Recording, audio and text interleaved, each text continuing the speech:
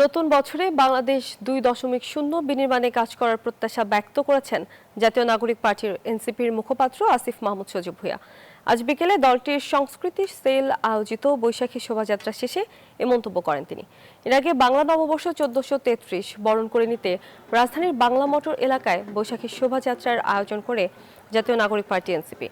Bashundhara public school and college 2026 শিক্ষাবর্ষে ভর্তি চলছে। দলটির সংস্কৃতি সেলের উদ্যোগে বের হওয়া শোভাযাত্রাটি নেভির গলি থেকে শুরু হয়ে শাহবাগ মোড় প্রদক্ষিণ করে আবার আগের স্থানে গিয়ে শেষ হয়। শোভাযাত্রা শেষে শুরু হয় নাগরিক বর্ষবরণ 1433 শীর্ষক সাংস্কৃতিক অনুষ্ঠান। এতে অংশ নিয়ে এনসিপির উত্তরাঞ্চলের মুখ্য সমন্বয়ক সার্জিস আলম শহীদ ওসমান হাদিকে স্মরণ করে বলেন, যে কোনো মূল্যে বৈষম্যহীন বাংলাদেশ গড়তে কাজ করে যাবে এনসিপি। আমরা চাই যে এই নববর্ষে আমাদের এইটুকু আশা থাকবে যে আমাদের এই বাংলাদেশের অর্থনীতি সকল ধরনের কালো হাত থেকে মুক্তি পাক। আমরা জাতীয় নাগরিক পার্টির পক্ষ থেকে আমাদের প্রায় দীর্ঘদিনের সংস্কৃতি এই বিভিন্ন সময়ে বিভিন্ন নামে বিভিন্ন মাধ্যমে এই নববর্ষ উদযাপিত হয়ে আসছে, পালিত হয়ে আসছে।